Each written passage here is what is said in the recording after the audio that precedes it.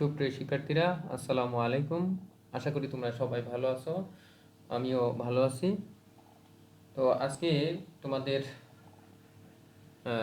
Finance and banking class নেব নবম শ্রেণীর জন্য। তো এই ক্লাস সবাইকে স্বাগতম। আর আশা করি এই ক্লাসে তোমাদের পরবর্তী যে পরীক্ষা, এই পরীক্ষা থেকে প্রশ্নগুলো থাকবে। এই জন্য ভালো করে মনোযোগ সহকারে ক্লাসটি দেখবে এবং শুনবে এবং অন্যকে, তোমাদের অন্য ফ্রেন্ডদের উৎসাহিত করবে। কারণ পরীক্ষা এগুলো কি তোমাদের প্রতিটা অধ্যায় থেকে 5 থেকে 10টি করে প্রশ্ন থাকবে। তো প্রথমে শিক্ষক পরিচিতি। আমি মোহাম্মদ রবিউল ইসলাম, প্রভাষক, হিসাব বিজ্ঞান, Majid Zarina foundation school and college, Naria, Shariatpur.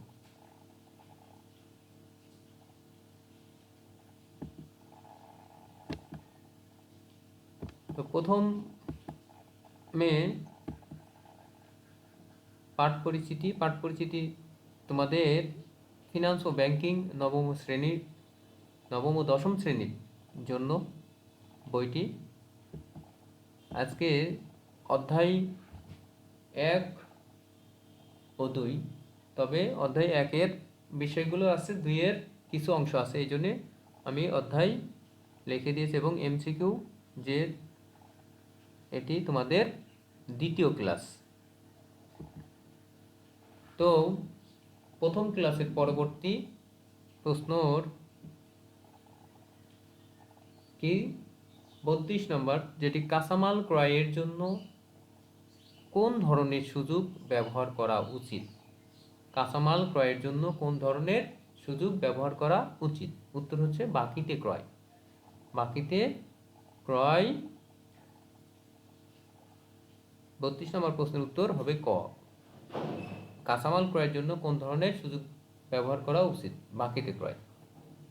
33, তহবিল বিনিয়োগের মূল উদ্দেশ্য কোনটি? তহবিল বিনিয়োগের মূল উদ্দেশ্য হচ্ছে মুনাফা অর্জন। 33-এর উত্তর হবে গ। তহবিল বিনিয়োগের মূল উদ্দেশ্য মুনাফা অর্জন।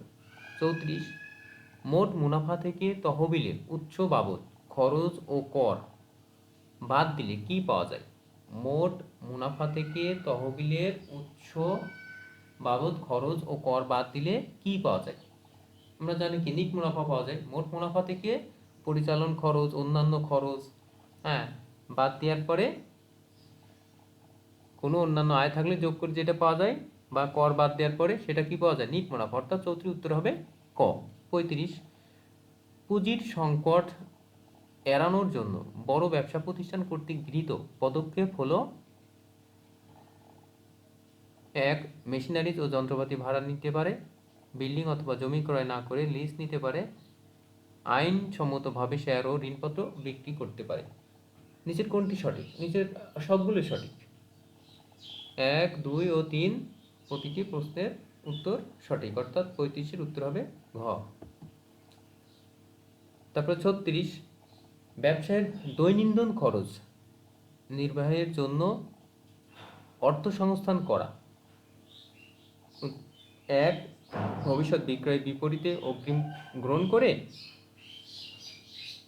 2, বাকিতে মালামাল ক্রয়, 3, ব্যাংক হতে দীর্ঘমেয়াদী ঋণ গ্রহণ করে। নিচের কোনটি সঠিক হবে? নিচের সঠিক হবে ক, অর্থাৎ 1 ও 2, ভবিষ্যৎ বিক্রয়ের বিপরীতে অগ্রিম গ্রহণ করা ও বাকিতে মালামাল ক্রয় করা। 36-এর উত্তর হবে ক। 37, বহিস্থ তহবিলের উৎস কয় প্রকার? বহিস্থ তহবিলের আমরা জানি উৎস 3 প্রকার।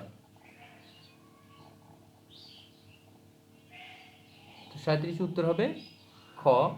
37-এর উত্তর হবে খ।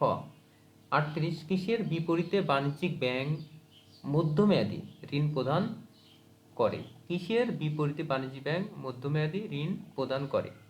38 উত্তর হবে খ, জামানত। কোনো কিছু রেখে তার বিপরীতে তারা ব্যাংকগুলো মধ্যমেয়াদী ঋণ প্রদান করে থাকে। 39 স্বল্পমেয়াদী তহবিলের অপ্রাতিষ্ঠানিক উৎস কয়টি?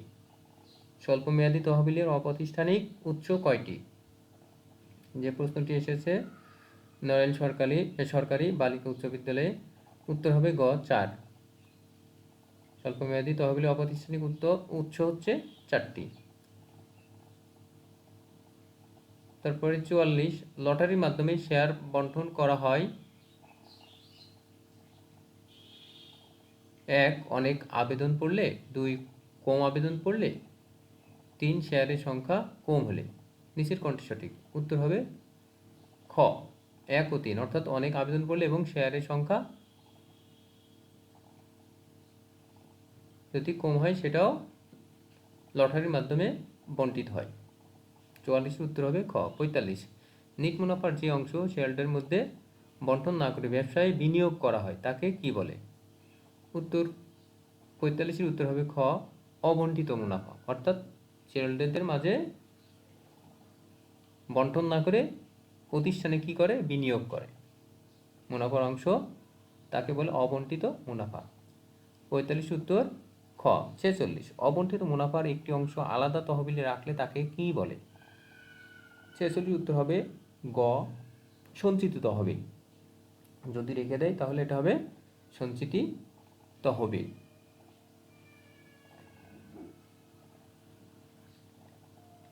47 পি গ্রুপ 2012 সাল হতে সিদ্ধান্ত নিয়েছে ভবিষ্যৎ বিপদ মোকাবেলা করার জন্য মুনাফার একটি অংশ তহবিল আকারে জমা রাখবে।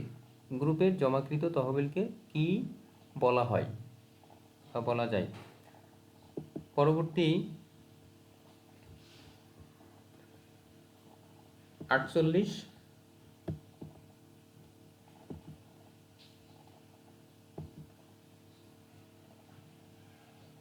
লভ্যাংশ সমতাকরণ তহবিলের ক্ষেত্রে প্রযোজ্য বাক্যটি হল: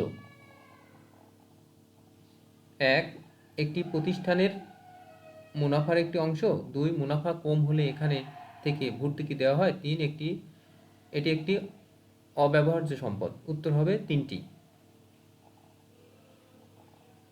48 উত্তর হবে ঘ। 49 মেয়াদের ভিত্তিতে বহিস্থ তহবিলকে কয় ভাগে ভাগ করা হয়? মেয়াদের ভিত্তিতে বহিস্থ তহবিলকে 3 ভাগে ভাগ করা হয়। উত্তর খ। 49 উত্তর খ। 50 বিনিময় বিলের মেয়াদ সাধারণত কত দিন হয়? বিনিময় বিলের মেয়াদ সাধারণত 90 দিন হয়, অর্থাৎ 3 মাস। 50 উত্তর হবে গ। 51 ব্যাংক ব্যবসায় প্রয়োজন মেয়াদ পূর্তির পূর্বে কোনটি ভাঙানোর সুবিধা প্রদান করে? 51 উত্তর হবে ক বিল। মেয়াদ পূর্তির পূর্বে ভাঙানোর সুযোগ প্রদান করে থাকে। 51 উত্তর ক। 52 বিক্রেতা সাময়িক সময়ের জন্য অর্থ সংস্থান করতে পারে নিচের কোনটি? মজুত মাল বন্ধকীকরণ করে, ক্রেতা হতে অগ্রিম গ্রহণ করে, গ্রাম্য মহাজনের নিকট হতে ঋণ নিয়ে। নিচের কোনটি সঠিক? নিচের 3টি সঠিক। 52 উত্তর হবে ঘ। তারপরে 54-56 থেকে 2টি প্রশ্ন, অর্থাৎ উদ্দীপকটি পড়ো এবং 54 থেকে 56 নং প্রশ্নের উত্তর দাও।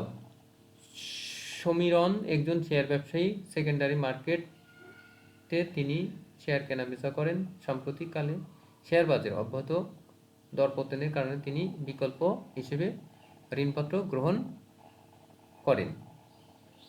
54 সমীরণ যে কারণে ঋণপত্র ক্রয় করেন: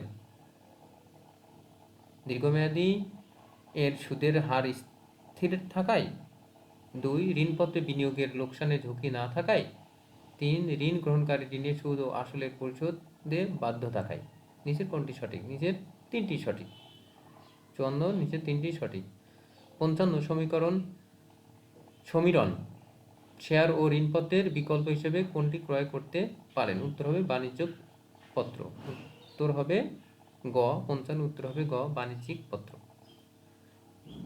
56 সমীরণ ঋণপত্রকে শেয়ারের বিকল্প মনে করেন কারণ: ঋণপত্র শেয়ার উভয় দীর্ঘমেয়াদী অর্থায়নের উৎস। এটা সঠিক। ঋণপত্র শেয়ার উভয় ছোট ছোট করে লটে বিক্রয় করে তহবিল সংগ্রহ করা যায়, এটা ঠিক না। ঋণপত্র এটা করা যায় না। ঋণপত্র শেয়ার উভয় লাভজনক বিনিয়োগ।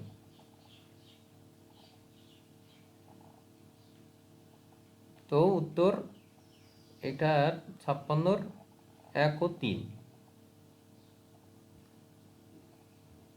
তো তোমাদের ক্লাস ছিল এই পর্যন্তই। তো আজকে সবাইকে আবারও ধন্যবাদ। পরবর্তী ক্লাসে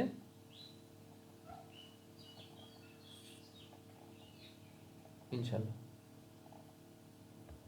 আসসালামু আলাইকুম।